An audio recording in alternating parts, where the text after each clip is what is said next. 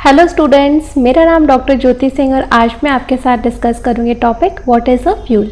So let us start this topic what is a fuel. इससे पहले कि हमने वीडियो में देखा कि कंबशन क्या होता है, ठीक है, और अब हम अच्छे से डिटेल में समझेंगे कि फ्यूल क्या होता है। आपने पहले भी देखा कि कंबशन करने के लिए 3 कंडीशंस नेसेसरी होती है। किसी न किसी फ्यूल की ज़रूरत होती है, ऑक्सीजन की ज़रूरत होती है और थोड़ी सी हीट की ज़रूरत होती है, यानी जिसको कि हम इग्निशन टेम्परेचर कहते हैं। तो अब हम इस टॉपिक में पढ़ेंगे कि फ्यूल क्या होता है और कैसा एक आइडियल फ्यूल को होना चाहिए। यानी कि हम कोई भी चीज़ करते हैं, खाना बनाते हैं या हम इलेक्ट्रिसिटी प्रोड्यूस करने के लिए फ्यूल को बर्न करते हैं, ट्रांसपोर्टेशन करने के लिए हमको फ्यूल चाहिए, ठीक है। तो ऐसे तो बहुत सारे फ्यूल्स अवेलेबल हैं नेचर में और मैन मेड फ्यूल भी हैं, लेकिन हमारा फ्यूल को सेलेक्ट करने के टाइम पे क्या क्या क्राइटेरिया होना चाहिए और किन किन क्राइटेरिया को हमको पहले नंबर पे रखना चाहिए, इसके बारे में हम समझेंगे। So what is a fuel? Recall that the source of heat energy for domestic and industrial purposes are mainly wood, charcoal, petrol, kerosene etcetera.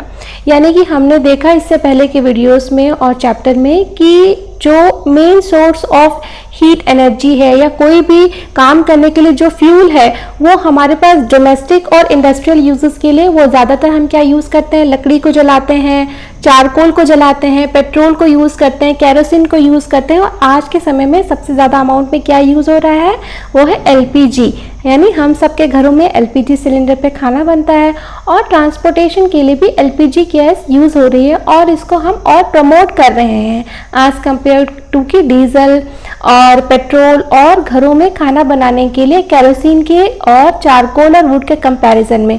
तो यानी एलपीजी के अंदर बाकी फ्यूल्स से कुछ हटके कुछ अलग सी बात जरूर से रही है या है जिसके की वजह से हम एलपीजी को प्रमोट कर रहे हैं। ऐसे तो फ्यूल ये सब भी है, ठीक है।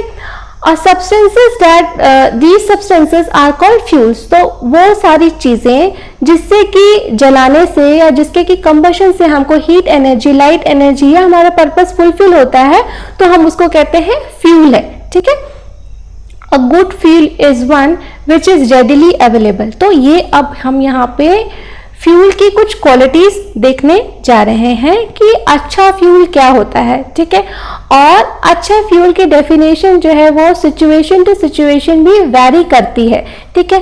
जैसे शहरों में कोई एक चीज अच्छा फ्यूल हो सकता है, ठीक है, पहाड़ी इलाकों में कोई दूसरी चीज अच्छी फ्यूल हो सकती है और रेगिस्तान में कोई दूसरी चीज अच्छी फ्यूल हो सकती है, ठीक है।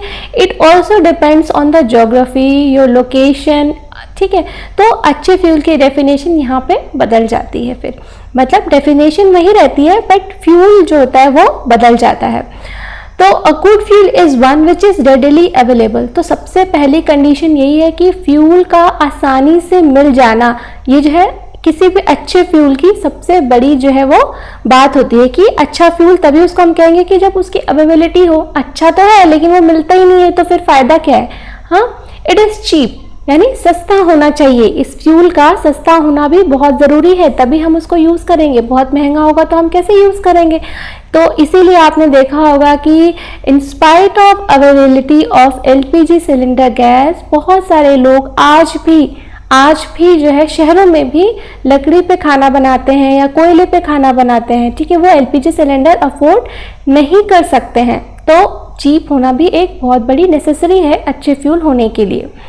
It Burns easily in air at a moderate rate, बहुत एकदम आग का मतलब शोला ना बरसाने लगे, ठीक है, मॉडरेट रेट पे, ताकि हम उसको डेली एक्टिविटीज़ के लिए यूज़ कर सकें और ऐसा ना हो कि उसके जलने से एक्सप्लोजन हो जाए। मॉडरेट रेट पे धीरे धीरे जले देर तक और ज़्यादा हीट अमाउंट या जो भी हमको पर्पस है, जिस पर्पस के लिए हम उस फ्यूल को जला रहे हैं वो पर्पस हमारा फुलफिल होना चाहिए। It produces a large amount of heat, तो हीट का भी ज़्यादा प्रोड्यूस, यानी कि अगर 100 ग्राम जल रहा है कोई चीज़ और वो 90 ग्राम्स के या 90 कैलोरीज हीट प्रोड्यूस कर रहा है और दूसरा फ्यूल है वो भी 100 ग्राम जल रहा है और वो 60 कैलोरीज ही हीट प्रोड्यूस कर रहा है, तो अच्छा फ्यूल कौन हुआ? जो कि 100 ग्राम में ही 90 कैलोरीज जो हीट है वो प्रोड्यूस कर दे रहा है, वो ज़्यादा बेटर फ्यूल हुआ ना, तो हम उसको ज़्यादा प्रेफरेंस देंगे यूज़ करने के लिए। It does not leave behind any undesirable substances, और जो है फ्यूल की ये भी एक बहुत ही डिज़ायरेबल क्वालिटी होती है कि बहुत ज़्यादा पोल्यूशन ना कॉज करे। यहाँ अनडिज़ायरेबल सब्सटेंसेस का मतलब यही है कि जलने के बाद ऐसा ना हो कि वो बहुत सारी जहरीली गैसों का जो है वो एमिशन करे और अपने पीछे जो है वो बहुत ज़्यादा जो है राख छोड़ के जाए। तो इस तरह का क्लीन फ्यूल जिसको कहते हैं, यहाँ पे जो अनडिजायरेबल सब्सटेंसेस है इसी को हम कहते हैं क्लीन फ्यूल। क्लीन फ्यूल मतलब कि लेफ्ट ओवर्स बहुत कम छोड़ता हो, ठीक है, पोल्यूशन कम करता हो, इसीलिए हम ऐसे फ्यूल्स को क्लीन फ्यूल भी कहते हैं। There is probably no fuel that would be considered as an ideal fuel. तो अगर हम इन सारे क्राइटेरियाज के ऊपर हर एक फ्यूल को जो है देखने लगे तो हम कहेंगे कि कोई फ्यूल तो आइडियल फ्यूल है ही नहीं। कोई एक ऐसा फ्यूल जिसमें ये सारी क्वालिटी हो, ऐसा तो कोई फ्यूल नहीं है। लेकिन क्या है कि कंपैरेटिवली एक फ्यूल दूसरे फ्यूल से बेटर हो सकता है, ठीक है। तो हमें यही करना है, हमें आइडियल फ्यूल तो देखना ही है, बट आइडियल तो कोई भी नहीं है, इसीलिए हम कंपैरिजन जो फ्यूल अवेलेबल है उनमें आपस में कंपैरिजन करके हम दूसरे फ्यूल को आइडियल और लेस आइडियल और मोर आइडियल बोल सकते हैं, ठीक है। We should look for a fuel which fulfills most of the requirements of a particular use. Fuels differ in their cost. Some fuels are cheaper than others. तो cost जो है वो बहुत मैटर करती है कि जैसे कि हम देख रहे हैं कि पेट्रोल जो होता है वो थोड़ा ज़्यादा कॉस्टली होता है एज़ कम्पेयर टू कि डीजल, और डीजल ज़्यादा कॉस्टली होता है एज़ कम्पेयर टू कि कैरोसिन। तो हम कैरोसिन को जो है जनरल पर्पज़ के लिए यूज़ करते हैं। Make a list of fuels familiar to you. Group them as solid, liquid and gaseous fuels in table 6.3. तो फ्यूल्स जो होते हैं वो सॉलिड भी हो सकते हैं, लिक्विड भी हो सकते हैं और गैसियस भी हो सकते हैं। तो यहाँ पे एक टेबल दी गई है और हमको इनमें जो है इस टेबल में इसको फिल करना है कि सॉलिड फ्यूल्स कौन से हो सकते हैं। जैसे सॉलिड फ्यूल में एक एग्जांपल दिया है कोल, तो दूसरा फ्यूल क्या हो सकता है सॉलिड फ्यूल में? सॉलिड फ्यूल में जैसे चारकोल, वो भी सॉलिड फ्यूल है। वुड जो है वो भी एक सॉलिड फ्यूल है, यानी कि हार्ड, ठीक है। काऊ डंग केक, वो भी एक सॉलिड फ्यूल है, ठीक है। लिक्विड फ्यूल्स में जैसे है कैरोसिन ऑयल जो है लिक्विड में होता है, ठीक है। पेट्रोल भी है लिक्विड फ्यूल में है, डीजल है वो भी लिक्विड फ्यूल है, ठीक है। और जितने भी हमारे जेट इंजन्स में फ्यूल्स यूज होते हैं जो बिल्कुल हाईली प्योरीफाइड होते हैं वो भी लिक्विड फ्यूल्स होते हैं, जेट फ्यूल्स। और तीसरा कैटेगरी है गैसियस फ्यूल्स यानी कि जो एयर की तरह गैस के फॉर्म में हो, वो हम उसको कहते हैं गैसियस फ्यूल। जैसे कि इसमें नेचुरल गैस है जिसको हम एलपीजी कहते हैं, ठीक है। और गैसियस फ्यूल्स में क्या हो सकता है, जैसे हाइड्रोजन गैस को भी हम जो है एज अ फ्यूल यूज करते हैं। तो हाइड्रोजन गैस भी एक फ्यूल हो सकता है। और जो है प्रोड्यूसर गैस, उसको भी वो भी एक गैसियस फ्यूल है। वाटर गैस, वो भी एक गैसियस फ्यूल है। तो ये कुछ एग्जांपल्स थे गैसियस फ्यूल्स के। नेक्स्ट जो है हमारा वर्ड है वो है फ्यूल एफिशिएंसी। तो एफिशिएंसी वर्ड तो आपने कभी ना कभी सुना ही होगा। एफिशिएंसी मतलब कि हम किसी भी काम को करने में जो भी हम क्वालिटी दिखाते हैं उसको हम एफिशिएंसी कहते हैं। यानी आप इसको कह सकते हैं कि फ्यूल की क्वालिटी, मतलब फ्यूल से क्या सपोज किया जाता है। फ्यूल हम क्यों यूज करते हैं? फ्यूल हम यूज करते हैं कि वो हम उससे हीट एनर्जी ले सकें, ठीक है, या लाइट एनर्जी ले सकें। तो एफिशिएंसी इसकी कैसे कैलकुलेट होगी, यानी कि हमने जितना ग्राम फ्यूल जलाया और हमें कितना ग्राम जो है लाइट एनर्जी या हीट एनर्जी हमको मिली, तो इससे हम फ्यूल की एफिशिएंसी कैलकुलेट कर सकते हैं कि 100 ग्राम जलाने पे इतनी हीट मिली और जो है दूसरे फ्यूल की जो है वो एफिशिएंसी जो है 100 ग्राम जलाने पे हमको 70 जो है किलो जूल्स ही हमको जो है एनर्जी या हीट मिली। तो फ्यूल एफिशिएंसी भी एक कंपैरेटिव टर्म है कि हम पता कर सकते हैं कि कौन सा फ्यूल जो है कितना अमाउंट ऑफ एनर्जी प्रोड्यूस करता है अपॉन बर्निंग 100 ग्राम, ठीक है। Suppose you were asked to boil a given quantity of water using cow dung, coal and LPG as fuel. तो एक सिचुएशन आपको दी गई है सपोज करने के लिए कि आपको सपोज कर लीजिए 100 ml ऑफ वाटर दिया गया है और उसको आपको बॉईल करना है, ठीक है। और आपको 3 फ्यूल दिए गए हैं, एक है काउडंग यानी जो गाय के गोबर से बनता है काउडंग, वो दूसरा फ्यूल है आपका कोल, ठीक है, और तीसरा फ्यूल है वो है एलपीजी फ्यूल, जो गैस सिलेंडर होता है आपके घर में वो। तो 100 ml पानी को उबालने में आपको कितनी मेहनत लगेगी या कितनी एनर्जी जो है जो ये तीनों फ्यूल्स निकालेंगे और कितनी जल्दी कर सकते हैं। विच फ्यूल वुड यू प्रिफर, कौन सा फ्यूल आप प्रिफर करेंगे, एलपीजी या काउडंग या कोल? तो आप सब क्या प्रिफर करेंगे? मुझे पता है सब लोगों के घर में गैस है, सबको गैस जलाने आती है, तो सब लोग जो है एलपीजी प्रिफर करेंगे, बिकॉज इसको जलाने के लिए कोई मेहनत नहीं करनी है, घर पे जाना है, गैस जलानी है, पानी गर्म करना है, हो गया। लेकिन अब कोयले को जलाना है तो पहले कोयले को इकट्ठा करिए, फिर उस पर थोड़ा सा मिट्टी का तेल छिड़किए, फिर जलाइए, फिर जलेगा, फिर थोड़ा उसको वेट करना होगा कि वो थोड़ा गर्म हो जाए, तब जाके वो हीट एमिट करेगा और फिर पानी गर्म होगा। वहीं काउडंग है, काउडंग को भी जलाने के लिए बहुत मेहनत करनी पड़ेगी, उसमें जो है बहुत सारा धुआं भी निकलेगा, आपके घर में फैल जाएगा, ठीक है, और जो है वो उतनी जल्दी जलेगा भी नहीं और पानी भी देर में गर्म होगा। तो आपने देख लिया कि फ्यूल जो है, ये तो हो गई प्रेफरेंस की बात। गिव योर रीजंस, तो बहुत सारे रीजंस हो सकते हैं, ठीक है। You may take the help of your parents, Do these 3 fuels produce the same amount of heat? तो सेम अमाउंट ऑफ हीट क्या ये तीनों फ्यूल प्रोड्यूस करते हैं? नहीं। आप ये देखेंगे कि जब 100 ग्राम ऑफ एलपीजी जलेगा तो वो बहुत ज़्यादा अमाउंट ऑफ हीट प्रोड्यूस करेगा। 100 ग्राम ऑफ कोल जब जलेगा तो वो इससे थोड़ी कम एनर्जी प्रोड्यूस करेगा, ठीक है। और अगर 100 ग्राम ऑफ काउडंग जलाएंगे तो वो बहुत ही कम हीट एनर्जी प्रोड्यूस करेगा। तो इसको कहते हैं फ्यूल एफिशिएंसी, यानी सेम क्वांटिटी का अगर हम फ्यूल जलाएं तो वो कितनी हीट प्रोड्यूस करता है, इससे हम उसकी एफिशिएंसी पता लगा सकते हैं। जैसे मैं हूं, मैं 1 घंटे में मैं 10 काम निपटा सकती हूँ, ठीक है। दूसरा पर्सन है वो 1 घंटे में 8 काम निपटा सकता है, और तीसरा पर्सन है वो भी 1 घंटे में 5 ही काम निपटा सकता है। तो ये 3 पर्सन में सबसे ज्यादा एफिशिएंट कौन हुआ? वो हुआ जो 1 घंटे में 10 काम निपटा सकता है। तो वैसे ही फ्यूल का भी है कि सेम क्वांटिटी का फ्यूल जो है कितना amount of heat energy produce करता है, तो जो ज्यादा प्रोड्यूस करेगा वो ज्यादा एफिशिएंट फ्यूल है। Amount of heat energy produce on complete combustion of 1 kg of a fuel is called its calorific value. तो इसी टर्म को हम साइंटिफिक लैंग्वेज में कहते हैं कैलोरीफिक वैल्यू, यानी 1 kg फ्यूल के जलने से जितना amount of heat energy produce होता है उसको हम उस फ्यूल की कैलोरीफिक वैल्यू कहते हैं। And this term is very important from the point of your examination कि what is a calorific value. तो इसकी डेफिनेशन आपको बिल्कुल से याद होनी चाहिए। The amount of heat energy produced on complete combustion of 1 kg of a fuel is called its calorific value. 1 kg of fuel के कंप्लीट कंबशन से जो हीट एनर्जी निकलती है उसको हम उस फ्यूल की कैलोरीफिक वैल्यू कहते हैं। The calorific value of a fuel is expressed in a unit called kilojoule per kg। तो ये भी बहुत इंपॉर्टेंट टर्म है, इसको भी आप अच्छे से याद करिएगा कि जो कैलोरीफिक वैल्यू है उसकी यूनिट क्या है, ऐसा यूनिट क्या है, तो उसको हम किलो जूल पर केजी, ठीक है, कितना किलो जूल, जो हमारी हीट एनर्जी होती है उसको हम किलो जूल में मेजर करते हैं।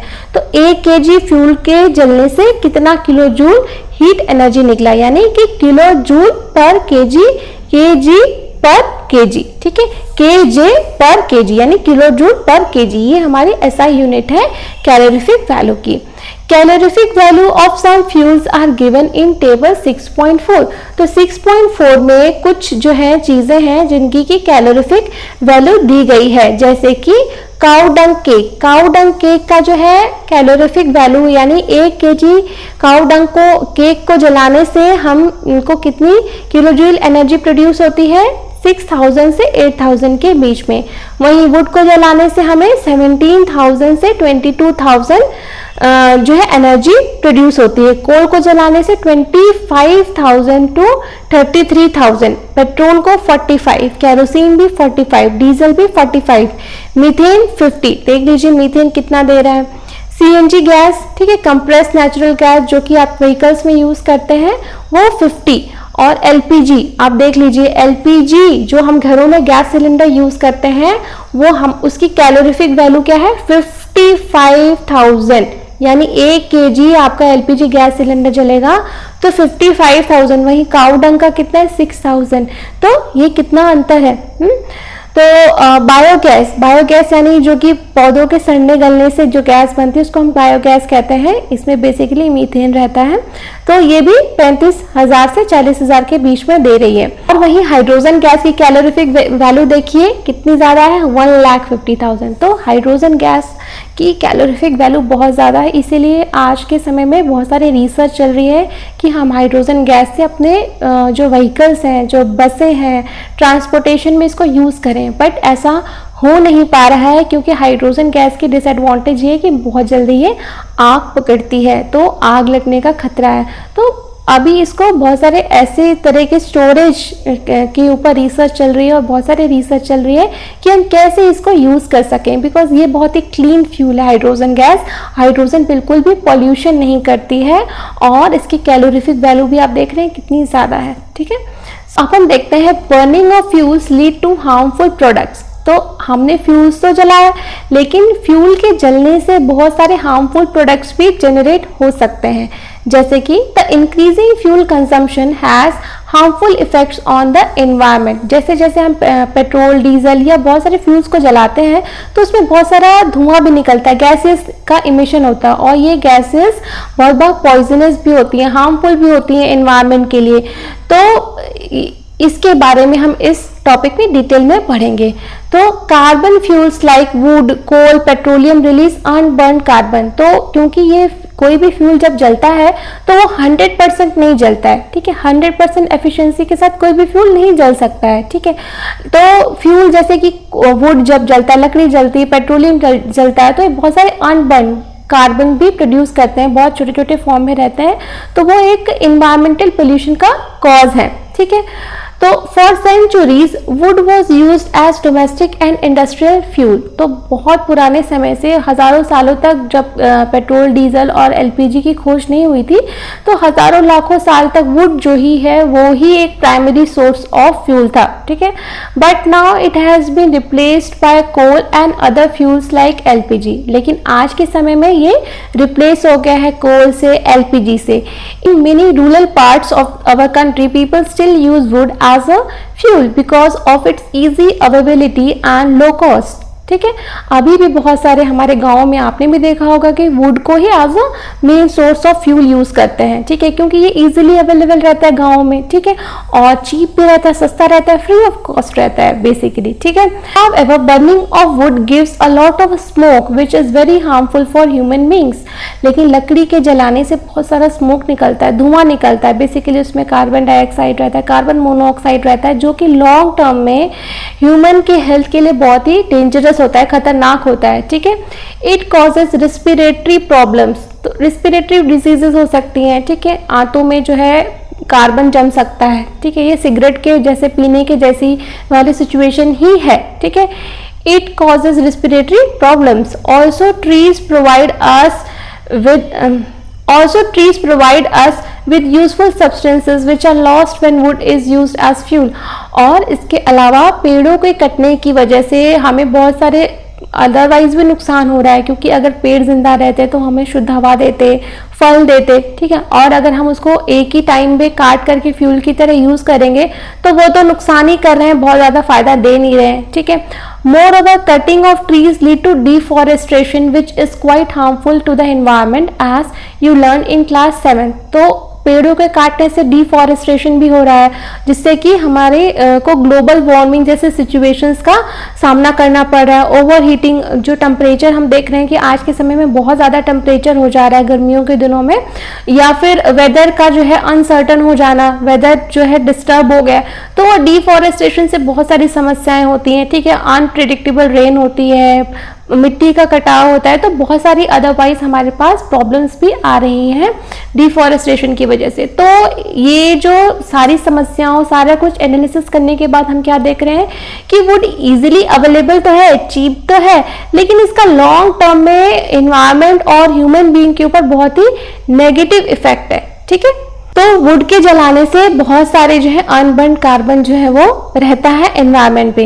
These fine particles are dangerous pollutants causing respiratory diseases like asthma. तो अस्थमा की प्रॉब्लम हो सकती है। ठीक है, जो काऊ डंग पे खाना बनाते हैं, क्योंकि वो बहुत ही इनएफिशिएंट फ्यूल है, बहुत ज़्यादा अमाउंट में बर्न करता है, कार्बन जो है अनबर्न पार्टिकल्स रह जाते हैं, फाइन पार्टिकल्स जो कि एयर में सस्टेन करते हैं।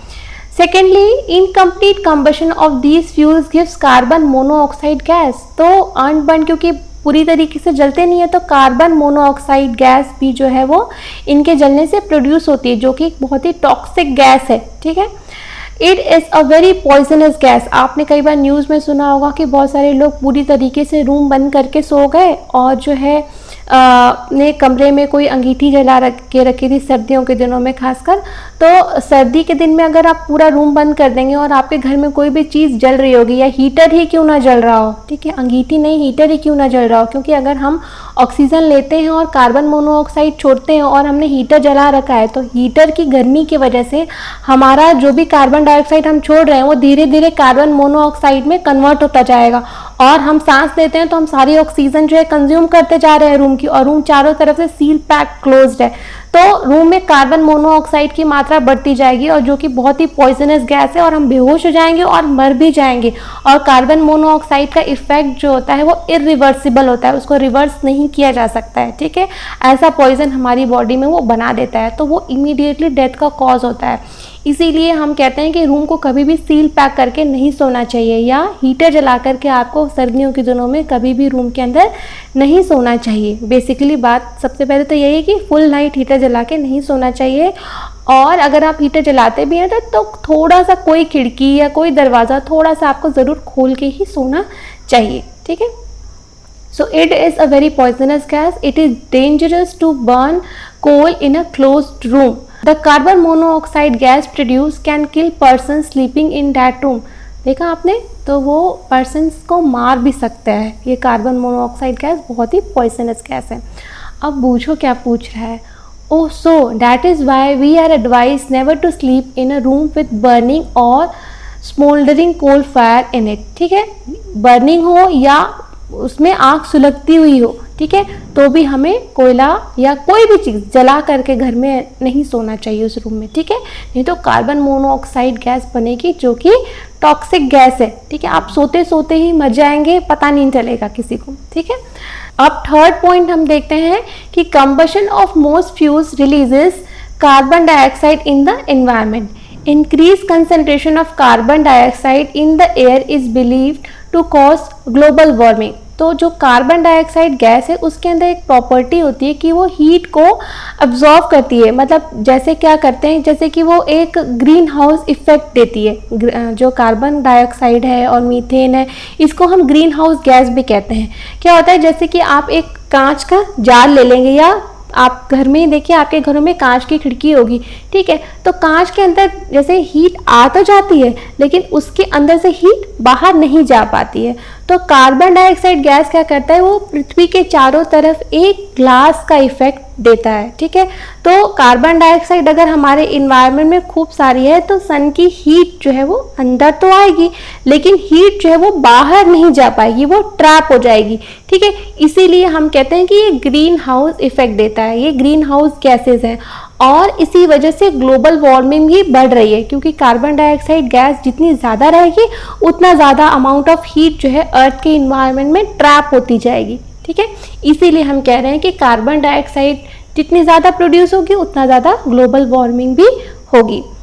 Global warming is the rise in temperature of the atmosphere of the earth. यानी हमारे एटमॉस्फेयर का टेम्परेचर बढ़ते जा रहा है डे बाय डे, क्योंकि हम कार्बन डाइऑक्साइड का ज़्यादा उत्पादन कर रहे हैं due to burning of various kinds of fuels and from vehicles.